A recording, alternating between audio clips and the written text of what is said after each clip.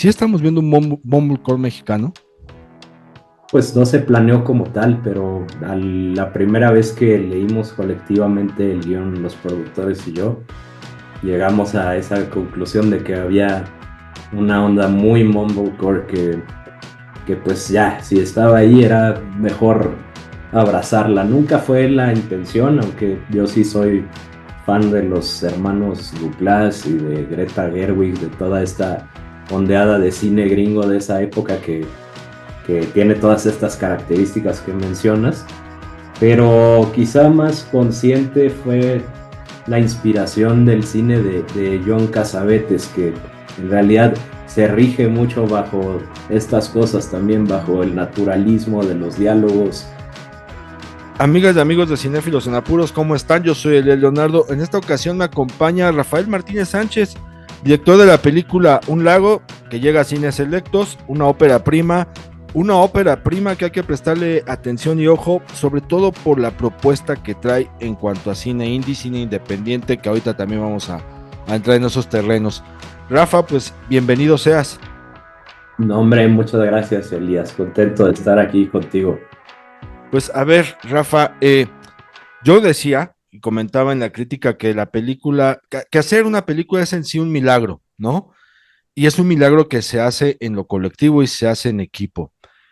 Hacer una película en México es muy difícil. Y aventarse al ruedo también de generar una película que esquiva los planos comerciales y todos estos lineamientos perfectamente establecidos para hacer un producto mercantil y que por el contrario, ¿no? También trata de defender la parte autoral, algo que también algún productor, si tú se lo mencionas, le pones los pelos de punta porque te diría que eso no es posible, que eso no se vende, etcétera. Tú logras sacar adelante Un Lago, una película junto a otras voluntades, junto a otras personas que dijeron vamos en el mismo barco. Ahí lo primero que yo te quiero preguntar es, ¿cómo se logra conjuntar estas voluntades? ¿Dónde las encuentras? ¿Cómo se puede lograr que vayan todos en una misma dirección, en algo en común, en esto de hacer cine? Porque una cosa es decirlo y otra cosa es hacerlo, y ustedes lo hicieron, ¿no? O sea, esto de, vamos a hacer un cortometraje y a lo mejor muchos lo dejan pasar, pero acá vamos a hacer una película, lo lograron, lo hicieron, han encontrado también exhibición, distribución, pero ¿cómo es poder convencer a estas voluntades de, a ver, vamos a hacer una película? Pues la película se tiró en 2021, que es cuando estábamos todavía en pandemia, un poco o un mucho encerrados todavía. Entonces yo creo que eso pues fue lo primordial, ¿no? Había una libertad de agendas también para las personas que participaron, que hoy día tratar de hacer una película bajo ese esquema que pues se complica, ¿no? Y ya veníamos también de hacer otro largometraje que se llama Padre Pablo, dirigida por José Luis Izoard, quien es productor y asistente de dirección de Un Lago, donde yo actué. Entonces, esa película se tiró en octubre del 2020 y Un Lago en abril de 2021. Entonces, estamos hablando de una ventana pues muy pequeña. La verdad que Un Lago pues eh, surge de esta experiencia, ¿no? Inspirado en esta película que hicimos entre 6 personas, básicamente, Padre Pablo. Un Lago tendrá 12 a lo mucho. Eh, pues ya con la intención de entrarle al ruedo de los largometrajes, porque sabemos bien que el cine es un mundo de largometrajes, entonces pues hay esta necesidad también de la gente que participa, no solo mía, de subir el escalón. Entonces también la colaboración y la colectividad surge a partir de este deseo de avanzar en la carrera. Ahora bien, ya adentrándonos en cosas que vemos en Un Lago, mira qué buen apunte este que dices que surge en la pandemia, porque dota de otro valor precisamente a la película, ¿no? En este sentido, de decir, estamos viendo una película pandémica en dos sentidos, hecha durante y de alguna u otra forma también retratando lo que vivimos en ese periodo pues de estar enclaustrados, de no convivir unos con otros. Y vemos a tu historia, a tus personajes, principalmente el personaje protagonista, que es el que tú interpretas, un hombre de 30 años, que podría uno pensar que tiene la vida resuelta o la vida fácil, porque ahí está una figura paterna, digamos, como de soporte, vamos a decirlo así. Y me llama la atención que este chico de 30 años que es guionista, que trata, ¿no? O intenta ahí queriendo trascender en este plano, pero también pues está confrontándose con una realidad que le hace ver que no es tan sencillo, que no es tan fácil y que el mundo es adverso, llega a conclusiones que no llegan personajes que vemos en el cine comercial de esa misma edad, ¿no? Por ejemplo, hemos visto películas donde los jóvenes de 30 a 32 años viven en Polanco y pueden rentar cómodamente un departamento y cosa que es irreal o probablemente pertenezca a un pequeño núcleo, ¿no?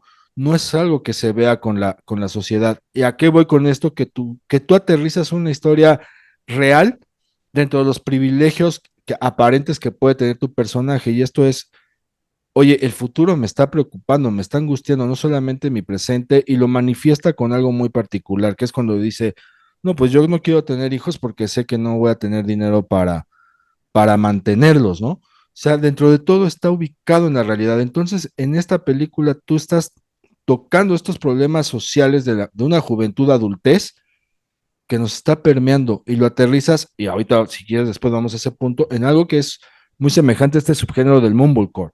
Pero aterrizamos en esta parte. ¿Cómo piensas tú precisamente a este personaje, esta adultez y esta juventud adultez? Pues creo que ya lo dijiste, ¿no? La intención siempre era retratar pues una realidad que, como bien dices, casi no se retrata en el cine comercial o independiente, una realidad de cierto sector socioeconómico, donde justo se retrata por lo general en ese tipo de fantasías, ¿no? Como dices, de departamento de Polanco o a la usanza de Friends, ¿no? Digamos, por ahí.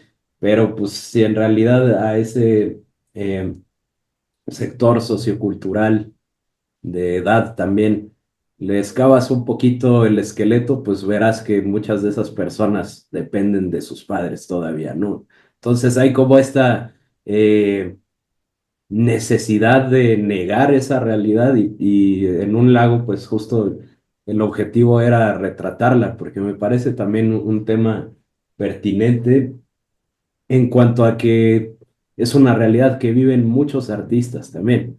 Entonces, si ese es un gran conflicto del artista contemporáneo de ese sector social, pues era la intención retratarlo tal y como es. Y lo que dices también de la pandemia, en efecto, a pesar de que en la película no se ubica en una pandemia, ni en la que vivimos, ni en ninguna, sí creo que hay este espíritu que está ahí muy presente de esa época. En tu reseña mencionabas también muy acertadamente el tema del tedio y del aburrimiento que surge a partir de el convivir tanto con uno mismo. Y creo que vaya, es un buen precedente, un buen primer acto, digamos, si le queremos llamar así, para todo lo que viene después, que es la llegada de estas personas que le voltean un poco el mundo al protagonista. Y es un protagonista con una masculinidad que sí existe, ¿no? Dentro de nuestra sociedad, pero que a veces también, pocas veces se asoma. ¿Y qué quiero decir con esto?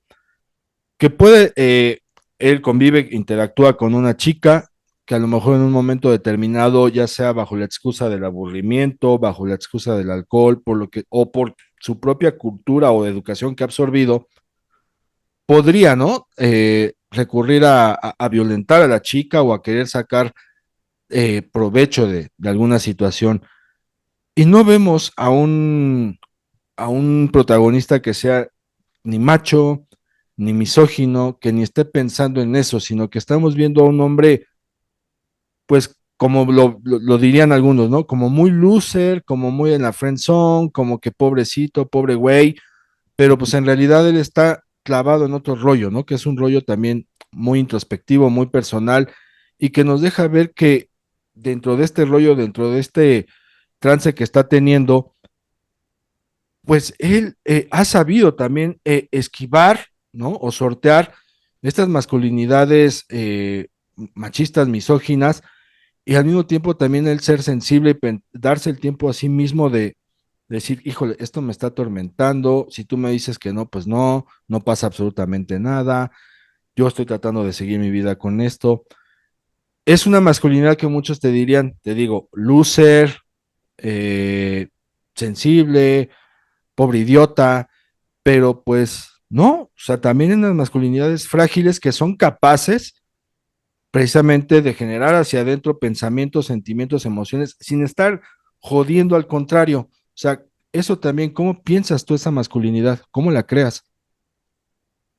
Pues en un inicio no se pensó tanto en ese tema, sino más bien hasta ver el primer corte nos dimos cuenta que sí había como cierto, un estudio de personaje, digamos, donde la masculinidad está muy deconstruida, como bien dices, aunque lo que sí estaba muy presente desde el inicio de escribir el guión era el tema de la musa, ¿no? Él tiene una musa que vaya, la intención era como derrocar la idea de la musa, que la musa en realidad, si lo pensamos, pues es un concepto que en realidad alude a un machismo tácito que viene existiendo desde hace muchos años, ¿no? Como si una mujer fuera la mejor fuente de inspiración para un hombre artista. Entonces, el personaje, sin spoilear tanto, pero vamos a ver cómo se hace de una musa y su idea, o sea, su preconcepción de la musa, pues le da una cachetada también para que siga deconstruyéndose en esa masculinidad. Y que es una musa también realista, ¿no? Vamos a ver una musa y a escuchar una musa, pues que manifiesta preocupaciones propias de gente de su edad, gente de su entorno con relación al futuro, con relación a lo laboral, ¿no? Ella dice, hay una posibilidad de trabajar, pero yo no quiero eso porque pues no me gusta, no me siento cómodo, y lo que te pone a pensar que también vivimos en un país donde podrás estudiar una carrera, podrás estudiar la carrera que tanto te gusta, lo que tanto deseas, y pues no es por ser fatalista, sino que es una realidad, a veces no hay posibilidad de poderla desarrollar, ¿no? O sea, te enseñan y te alimentan a que ve por el sueño, pero ya a la hora de empezar a sembrar, la cosa está complicada. También, o sea, también esa musa está pensada desde lo real, o sea, no se va a un plano ni siquiera fantástico, incluso yo no sé si idílico. Ujú. No, al contrario, es precisamente quizá la visión de él, de ella sea idílica, ¿no? Incluso es su fuente de inspiración, es la que le suelta la pluma en el papel con la que escribe el guión. Em, y sí, como bien dices, ¿no? O sea, no es una musa, es un ser humano que también tiene conflictos quizá muy parecidos al del protagonista de otra generación que aunque la diferencia de edades pues quizá no sea tan marcada, sí es una generación que piensa distinto en varias formas, como por ejemplo las sexoafectivas. No que la norma de la generación sea verlas así, pero ella sí lo hace así.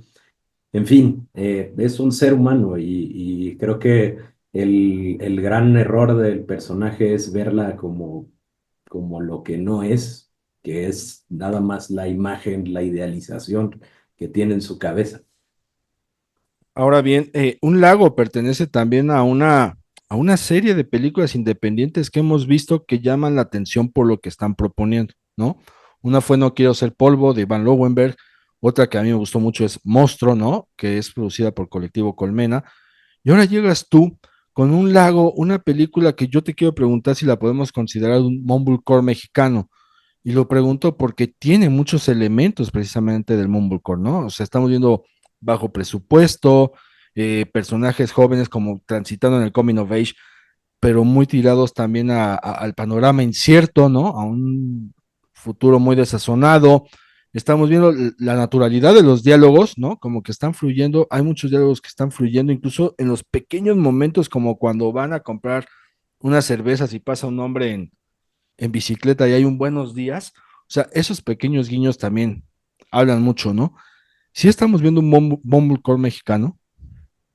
Pues no se planeó como tal, pero la primera vez que leímos colectivamente el guión, los productores y yo, llegamos a esa conclusión de que había una onda muy mumblecore que pues ya, si estaba ahí era mejor abrazarla. Nunca fue la intención, aunque yo sí soy fan de los hermanos Duplass y de Greta Gerwig, de toda esta ondeada de cine gringo de esa época que tiene todas estas características que mencionas, pero quizá más consciente fue la inspiración del cine de John Cassavetes, que en realidad se rige mucho bajo estas cosas también, bajo el naturalismo de los diálogos, quizá son banales, triviales, el drama está muy enterrado por ahí y pues sí, vaya, tratar de evitar de que se sienta la pluma del escritor y que se sienta la naturalidad de los personajes.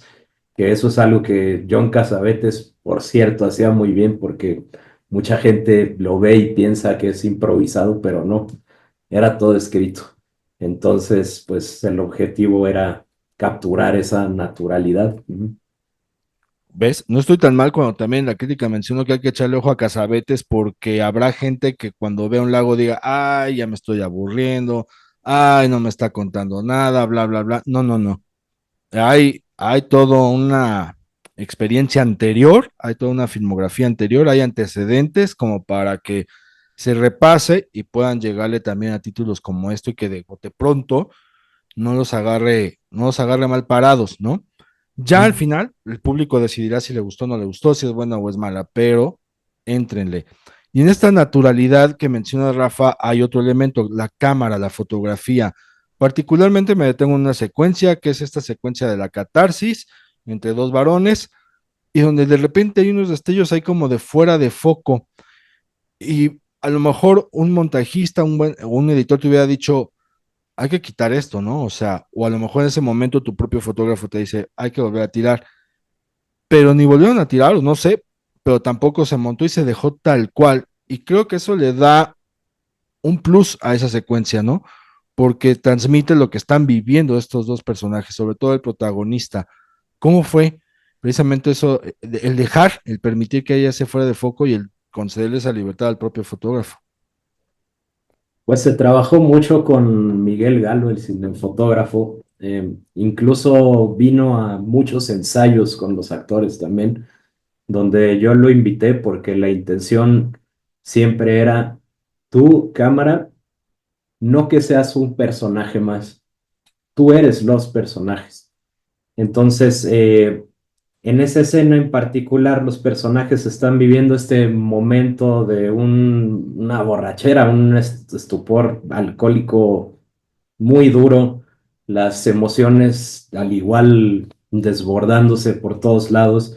Entonces, pues lo natural, una vez más hablamos de alcanzar el naturalismo, era que la cámara pues estuviera como ellos, ¿no? Y fuera de foco, pues es una buena alusión a la distorsión de la visión cuando uno está borracho, el movimiento brusco, un poco de rock and roll, ¿no? ¿Por qué no?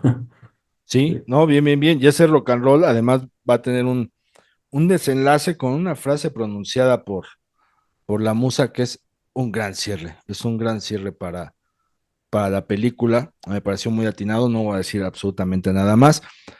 Rafa, y ahora bien, ¿cómo es y qué se siente? Pues encontrar en primero distribuidora y posteriormente exhibición, porque estamos hablando de dos rubros que tampoco son nada sencillos, incluso ni siquiera para películas comerciales. ¿Cómo es también todo este proceso y cómo es para ti hoy día saber que ya llega? Porque te digo, es muy complejo. Pues estamos felices, la verdad, porque cuando tiramos la película no sabíamos dónde iba a acabar o qué iba a pasar con ella. Entonces, ¿qué te puedo decir? La verdad, me siento muy afortunado de que la película haya resonado tanto con Fer Montes de Oca, que es el distribuidor de Beluca Films, y que haya confiado también en el proyecto desde desde temprano, en realidad, desde uno de los primeros cortes. Entonces, pues, ¿qué te puedo decir? Estoy feliz de que van a poder verla en el cine porque, como dices tú, hacer una película es un milagro y si que acabe en el cine ya es doble milagro, ¿no? Entonces, feliz, la verdad. Ahora, ¿tú cómo le dirías o qué le dirías al público para que se acerque y le dé una oportunidad al cine independiente mexicano? ¿Por qué? Porque todavía hay una reticencia, entrada al propio cine nacional, ¿no? Por varios Ujú. estigmas, porque se cree que el cine mexicano es un género en sí, porque se cree que todos son comedias románticas y ya. Y no. Y hay otro cine que estamos viendo, ¿no? Les digo, No quiero ser pueblo con Iván Lowenberg, Monstruo, lo que está haciendo Diego Hernández también con el cine tijuanense. Y ahora tú también estás mostrando algo que yo no sé hacia dónde vaya a ir tu carrera, tu visión, no sé si se va a entablar por ahí en la misma línea, pero ¿cómo le dirías tú a la gente que se acerque al cine independiente? Con esta diferencia que tú mencionas. Es un cine diferente a una propuesta comercial o a una propuesta autoral tal y como se conocen. Es una propuesta que se cuece muy aparte, al igual que estas películas que mencionas. Entonces, sí hay, sé muy bien, cierto hartazgo del cine mexicano, pues aquí van a tener la oportunidad de ver algo diferente, que le den el beneficio de la duda, que vayan con un corazón abierto y pues se pueden llevar una sorpresa. Y para ir cerrando, a tu entender, Rafa, ¿dónde está parado el cine mexicano hoy día, particularmente el cine independiente? ¿Cuáles son los pros, los contras que estás detectando o estás observando? Pues complejo, ¿no? Es complejo, a pesar de que creo estamos en una mejor época que hace, digamos, 10 años. Creo que justo falta darle espacio a otras propuestas, a otro tipo de narrativas que se salgan de los cánones del cine comercial y también del autoral, ¿no? Y me gustaría que los festivales también hagan nota de este cambio, de este nuevo cine que está surgiendo porque puede ser también pues un nicho no solo para el cineasta, sino para ellos, para el público. Al final el cine es colectivo desde cómo se hace hasta lo que significa ya que existe cuando está en la pantalla grande.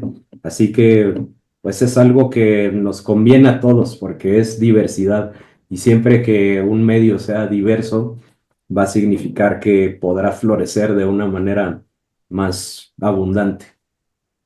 Rafa, pues bienvenido gracias y bienvenido a Cinéfilos en Apuros. ¿Algo más que tú quieras agregar? No, pues agradecerte muchísimo. La verdad, tu reseña me encantó, así que muchas gracias. También esta entrevista padrísima. Muchísimas gracias, siempre un gusto estar aquí contigo. No, el gusto es nuestro y pues vayan a ver un lago, atrevámonos a conocer nuestro propio cine, a entrarle a otro tipo de propuestas, a arriesgarnos también. En este caso, pues lo hacen Rafa y su equipo desde el lado de hacer un milagro que es una película. Hay que arriesgarse, hay que lanzarse al ruedo y pues solamente hay una forma de conseguirlo y eso es haciéndolo. Y ellos ya lo hicieron. Muchas gracias, Rafa, por haber venido. Ya sabes, este es tu espacio. Gracias, Elías. Y Abrazo. ustedes, amigos, ya saben, la charla cinéfila la hacemos todos.